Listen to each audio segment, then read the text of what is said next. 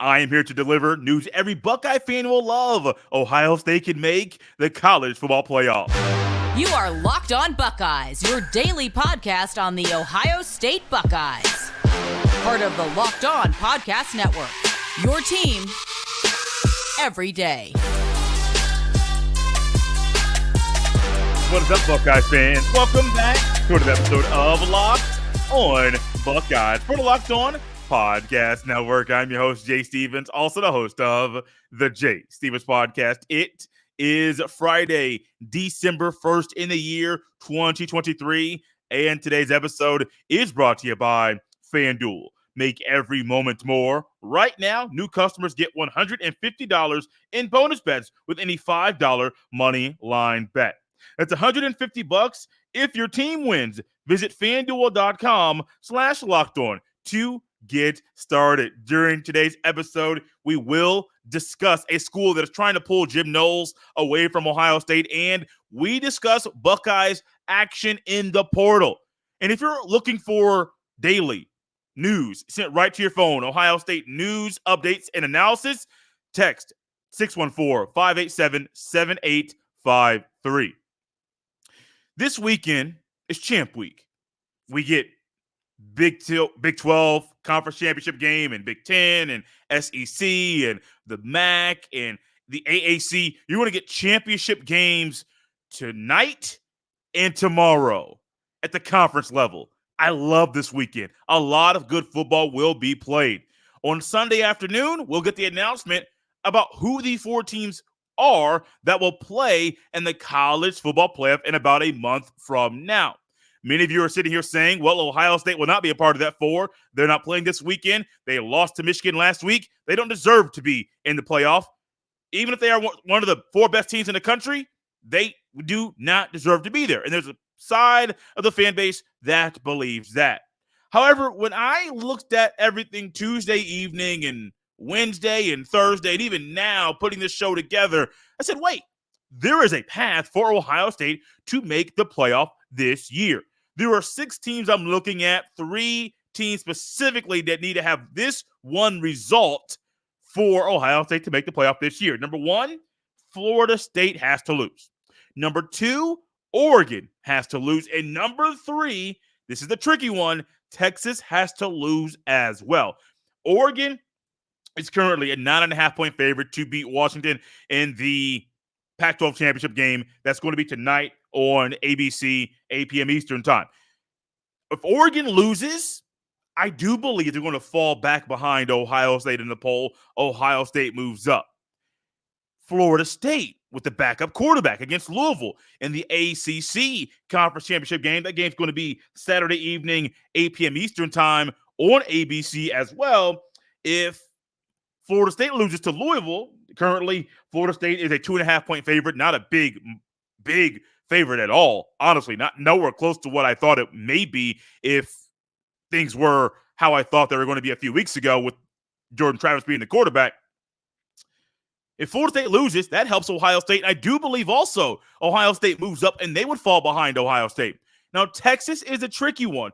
Texas plays Oklahoma State Saturday at 12 noon Eastern, also on ABC. If Texas beats Oklahoma State, I could see the committee moving Texas above Ohio State and really messing up Ohio State's chances to get into the playoff. But if Texas loses, they're going to fall back. If the other 2 schools lose as well, Ohio State's right there in the group of 4 to make the playoff this year. And you may be saying, Jay, they don't deserve to be there. Let's throw out the window that they might be one of the 4 best teams in the country. They don't deserve to be there. Why? Because they lost to Michigan. I don't really buy into that narrative and statement by some to say, oh, you don't beat Michigan, you can't be in the 14 playoff. I don't buy into that. I never have bought into that. Only thing I really kind of bought into earlier was, oh, they're not going to make the playoff. There's no path for them to be there. And then when I put pen to paper and put my brain into action, we get what we have here. So yes, your Buckeyes can make the playoff. How likely is it that this scenario actually happens? Ooh. I think there's a realistic shot Florida State loses. it'd be really, really, really, really, really, really hard for Washington to beat Oregon twice in the same season. And I'm leaning toward Texas in that game in the Big 12 championship game. That's my gut. Texas wins. Florida State, I think they win, but it's close. Like the betting odds currently are, and I am leaning Oregon. So even though the path is there, I just don't see that actually happening. The other games that are being played this weekend, I got Georgia beating Alabama. Georgia's just good, man. Really good. And I hear people talk about Nick Saban, Kirby Smart, that those two coaches used to coach together and now they're coaching on separate schools and all of that. Georgia beating Alabama in the national championship game. I understand all the narratives out there about that game. Georgia's different. That's just the best way I could describe it. Georgia is different. So Big 12, I'm probably going Texas. SEC, I'm going Georgia. I mean, I understand. There's a Big 10 championship game that's going to be played on the field. Iowa's offense is so bad. No. I don't see Iowa upsetting Michigan when Michigan is currently, I believe it's a 21.5 point favorite. All these numbers are coming from our friends at FanDuel Sportsbook. I just don't see that happening. There's a realistic chance for Louisville to beat Florida State. I mean, it's realistic. I'm not just making this up. But there's a lot of things that have to go Ohio State's way for this to happen. And I'm sitting here right now talking to you guys and realizing Ohio State, all they had to do was win. That was it. We say it every year. We say it all the time. Preseason, middle of the season, end of the season. What do we say? All you got to do is win. That's it. Now, it's hard to win, to go undefeated. I think sometimes people lose sight of that very fact. That going undefeated in college football is hard. Very, very, very hard. If you're Alabama, if you're Ohio State, if you're Michigan, if you're Iowa, if you're Louisville, if you're Oklahoma State, if you're Texas, no matter who you are, going undefeated is hard. And I think sometimes people lose sight of that very thing in this sport. At the fact that there are 4 undefeated schools in the top 4 right now is rare. I mean, this is one of the rare times in the sport, and I don't think ever in the history of the CFP they have had 8 schools that can realistically make the playoff during Champ Week. Yeah, 9 is Missouri. They're not playing this weekend. They're not moving up that far enough. They ain't going to move up that many spots. And Penn State's not playing this weekend. 2 losses. They lost to who? The current number 2 team in Michigan, the current number 6 team in Ohio State. All they're going to do is fall back. I don't see them hanging out at number 10 at the end of the week. I mean, realistically, it could happen, but I don't think it's going to happen. All you got to do is win. But going undefeated is hard. So the fact that the top 4 teams are all undefeated, there are 8 teams that could realistically make the playoff this year in Champ Week, it's insane to think about. The path for Ohio State to get to the playoff, Florida State losing, Oregon losing, and Texas losing. Yes, 2 teams ranked right in front of Ohio State at 4 and 5. The 1 team ranked behind Ohio State in number 7. That's it. Those 3 teams lose, Ohio State is in. How realistic is it that it's going to happen? It's not very realistic. You need chaos for Ohio State to make the playoff, and I say it all the time. Maybe not on the show. I might need to say it a little bit more to make it more commonplace here. I am here for the chaos. There's a school in the ACC that is trying to pull Jim Knowles away from Ohio State. Who is it? We'll dive into that next on Locked On Buckeyes. This episode is brought to you by FanDuel Sportsbook. As the weather gets colder, the NFL offers stay hot on FanDuel. Right now, new customers get $150 in bonus bets with any winning $5 money line bet. That's $150 if your team wins. If you've been thinking about joining FanDuel, there's no better time to get in on the action. The app is so easy to use. There's a wide range of betting options, including spreads, player props, over-unders, and more. If you're looking to make some money this weekend during Champ Week, Oregon is a 9.5-point favorite over Washington. Michigan, a 21.5-point favorite over Iowa. Florida State, a 2.5-point favorite over Louisville. Those are a few games that you could put your money on. Visit FanDuel.com/LockedOn and kick off the NFL season. FanDuel, official partner of the NFL.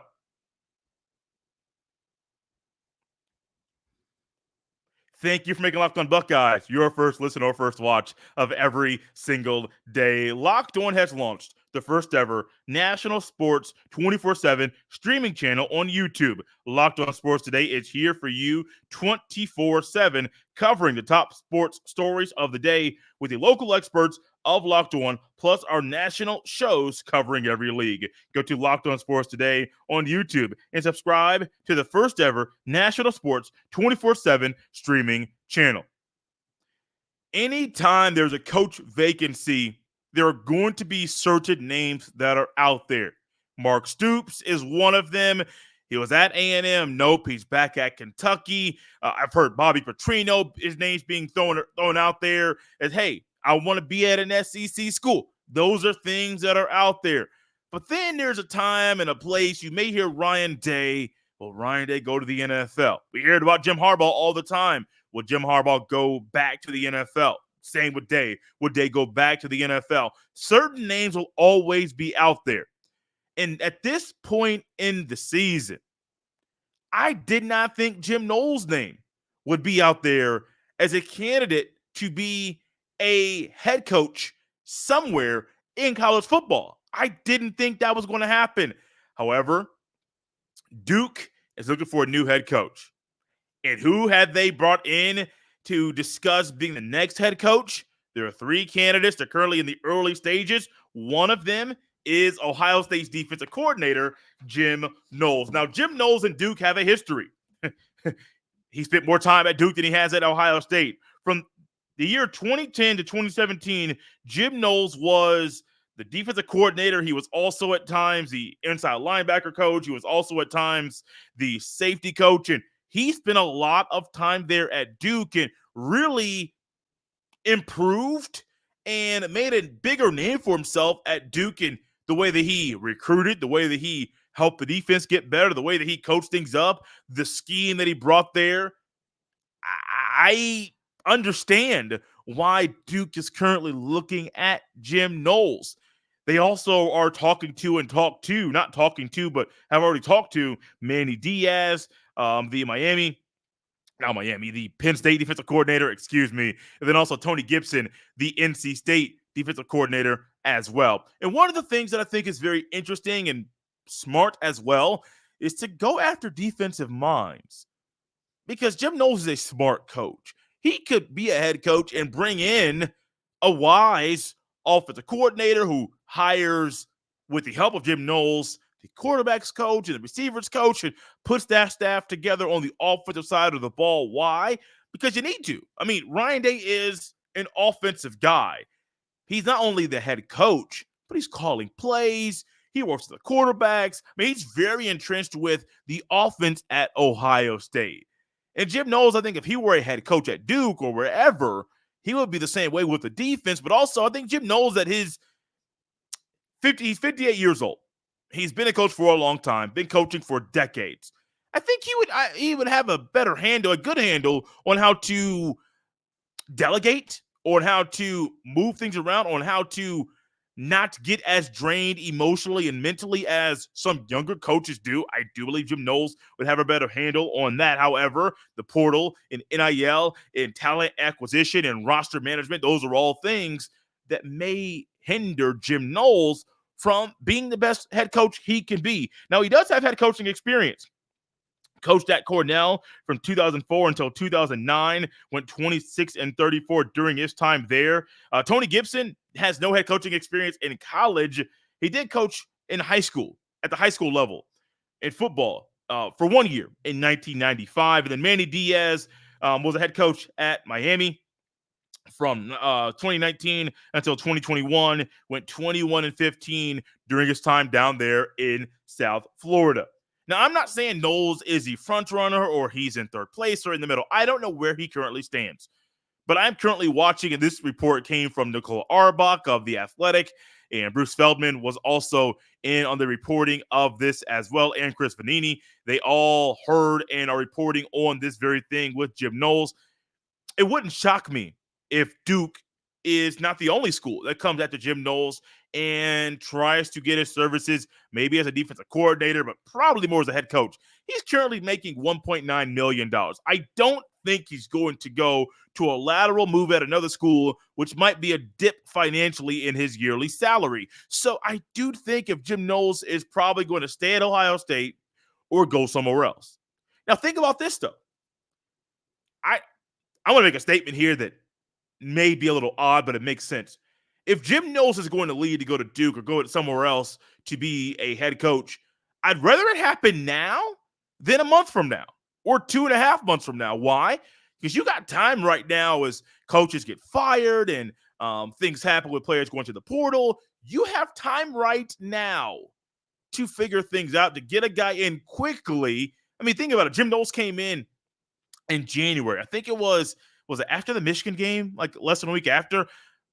Matt Barnes, I think it was a couple years ago. Matt Barnes was hired as the Memphis defensive coordinator after that weird year where Kerry Combs was a DC, but then he secretly got demoted, but it was never really made public. I mean, it was really, really odd, the year of Buckeye football. So yeah, I don't want to lose Knowles. He's done phenomenal things. And I know I keep saying statements because I don't think enough people give the credit to the players or as much credit to the players as they should. Jim Knowles is a big reason why the defense has been as good as it was this year. And even last year, it wasn't drastically improved from 2021. I mean, think about it. If you look at the numbers from 2021 until last year and the explosive plays and plays that should have been only 5 yards that went for 35, this year was insane. I believe the Buckeyes only gave up one play of over 40 yards. That was a fumble Ruski against Rutgers. And also Rutgers had a weird dynamic of quarterback and Gavin Wimsatt and Kyle Monungai, who, might I add, also, I think Kyle Monungai should have been first team all Big Ten. I understand Travion Henderson is a talented back when he is healthy, but we've only seen him healthy this year for 3, 4, like fully healthy 3 or 4 games. I just don't think that he deserved to be first team all Big Ten this year. I believe Kyle Monungai and Blake Corum deserve that and earn that right over Travion Henderson. But keep in mind, when it comes to Jim Knowles, you just lost 5-star defensive tackle, your highest rated defensive commit in this year's recruiting class, Justin Scott. He flipped to Miami. And in the graphic that was shown, I don't know, it had money on one side and a wad of money, and there were some other things there. I mean, if you're wondering why did he go to Miami over Ohio State, I don't know this for sure, but it wouldn't shock me if he got paid. I mean, realistically, there was I believe he's still there, Nigel Pack, a kid I watched a lot of play in high school basketball from the high school I went to. He was at Kansas State for a couple of years and then transferred to Miami, and it was public knowledge. He got a $800,000 deal for 2 years to go to Miami, an NIL deal, and that was part of the package for him when he transferred to Miami. That's basketball. Think about how much money they're funneling to football down there in Coral Gables. Just think about it. So, no, I don't want to lose Jim Knowles. I don't at all. He's been a phenomenal coach here. He's been great. He's really helped a lot of players grow in ways that maybe you didn't think they would grow. But it wouldn't shock me. Knowles going back to Duke, this time to be the head coach, very similar to Brent Venables when he was at Oklahoma years ago and then went to Clemson, and then he went back to Oklahoma, this time as the head coach. It would make sense. We've seen it before. Wouldn't shock me if it happened again. But once again, I don't want to lose Jim Knowles. He's been great as a defensive coordinator at Ohio State. Coming up next, it's time to look at the transfer portal and what action we may see from Ohio State when the portal opens on Monday. This episode is brought to you by Billiards Plus. Billiards Plus has the best selection of pool tables, game tables, shuffleboard tables, and more, and the best service in Central Ohio. And did you know Billiards Plus has top-of-the-line grills with up to 30-year warranties? that's longer than most roofs. Billiards Plus carries the best pool tables from Brunswick, Alhassan, Canada, Billiards, and more. Plus, top-of-the-line grills from PK, Napoleon, Memphis, and the Griddle that could very well be the last grill you own. The perfect gift for any occasion is in stock at Billiards Plus. Go big with an awesome pool table or shuffleboard table, or a little more modest with a dartboard or poker table. No matter the season, Billiards Plus has you covered for all your indoor and outdoor entertainment needs. And the people at Billiards Plus are the best part of the experience. Kenny, Sarah, and the whole staff will take amazing care of you. Billiards Plus, visit their showroom on Dublin Center Drive in Dublin. Thank you for making Locked On Buckeyes your first listen or first watch of every single day. If you're an Ohio State fan that is looking for daily updates, news, and analysis on your Ohio State football team sent right to your phone, send a text to 614-587-7853. The transfer portal officially, and I say it that way on purpose, officially opens up on Monday. There's been news about players who are going to enter the transfer portal. Cam Ward has been rumored, but I don't know if he's officially announced that he's in the portal. Plus, he can't officially be in the portal till the portal opens up on Monday. Riley Leonard has announced he is going to go to the transfer portal. Dante Moore, 5-star quarterback at UCLA, just announced he is going to the transfer portal.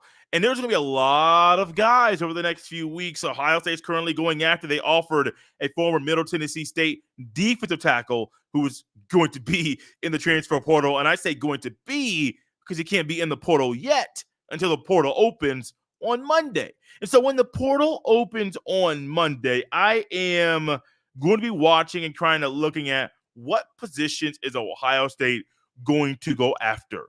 Which ones do they need to seek players from this position group for, or what positions at Ohio State are maybe okay, or maybe just fine. And I did a little exercise on my notebook here. I did a X for no, don't need to go there. I did a question mark section for it's not really a need, but you can. I did a check mark. You got to get guys at this position. If you can do it, you need to. That's where I am there. So the positions that I am saying, hey, you don't really have to go there and go and get guys there in the portal. The X position, like X is not X marked in a spot. It's X like we don't need this year. It's not needed. Wide receiver, cornerback, and safety. Now, I understand there's a realistic opportunity that Marvin Harrison Jr. could be gone and Abuka could be gone and Julian Fleming, not sure. I don't know where he's going to go. I'm not saying NFL, but realistically, he could transfer to go somewhere else and have a different role at a different school. I don't know what he is going to do. But I'm comfortable with the freshmen that are currently at Ohio State. I'm comfortable with some of the backups. You got to think about Kojo Antwi is there and Jaden Ballard is there, and they have a lot of talented wide receivers at Ohio State. Then you have Bryson Rogers, Noah Rogers, Brandon Ennis, Carnell Tate, and then you bring in Jeremiah Smith and Mylan Graham and the guys that are coming in with the recruiting class in the class of 2024. I think receivers are just fine. Cornerback and safety. Denzel Burke could be gone. Igbenogson is staying. I know some people are saying Hancock could be gone. I think Hancock is staying as well to raise his draft stock, to give himself 2 fully healthy seasons, to show everybody at the NFL level what he can do in back-to-back years. I think you're fine. Then you add in Calvin Simpson-Hunn and Jermaine Matthews Jr. and the other guys that are there in that room. I think Jair Brown, I forgot about Jair Brown, perfectly fine at corner. Now, the guys where I say you got to go out there and get somebody else. Like, you need to bolster up this room. Tight end, yes. Cade Stover's gone. I have not been impressed with G. Scott Jr. there at tight end. Joe Royer did not play that much. Bennett Christian was suspended for the entire year. You got Patrick Gerd playing in mop-up duty.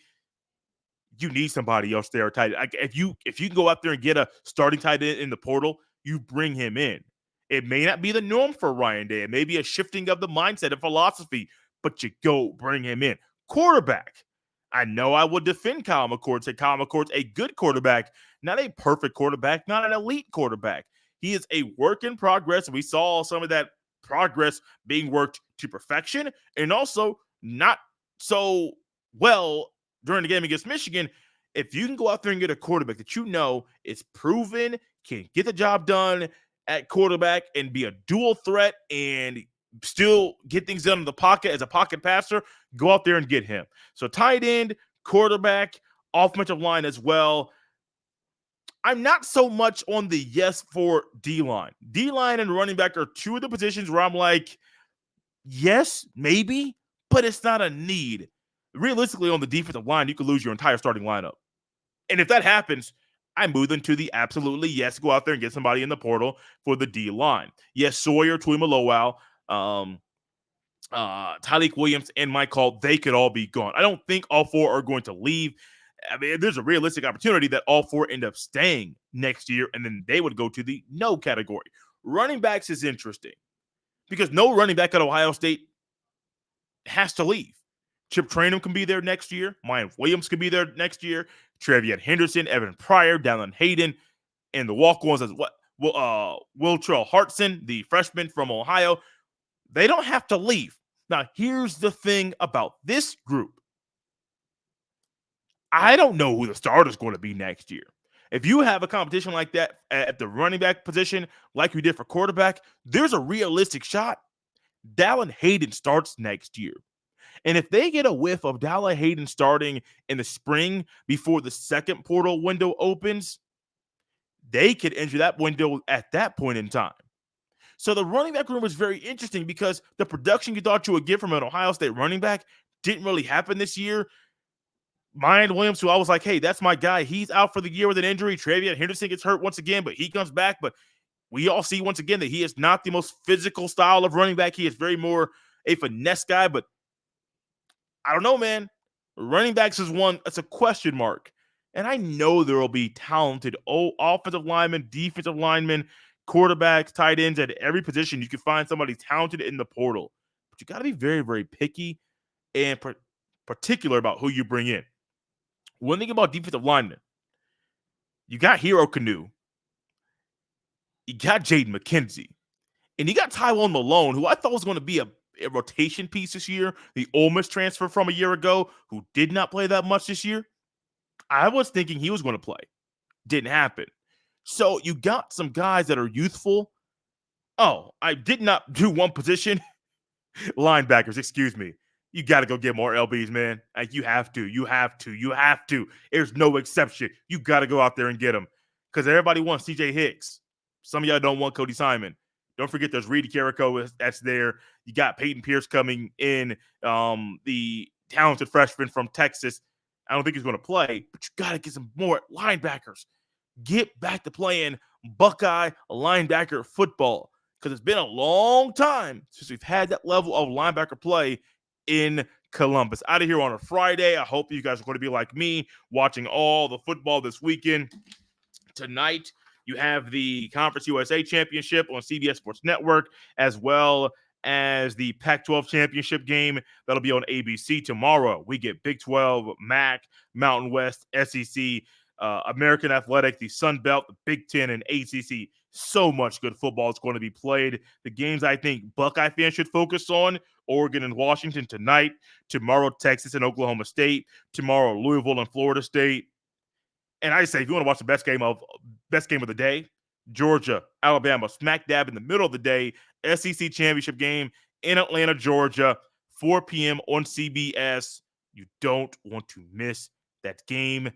As good, with the unfortunate outcome of last week's game between Ohio State and Michigan, that game, that game can be just as good as that one as far as the football being played on the field. As always, you can follow me on X, formerly known as Twitter. Shout out to everyone who has been connecting with me in different ways, social, here on the YouTube, whatever it is.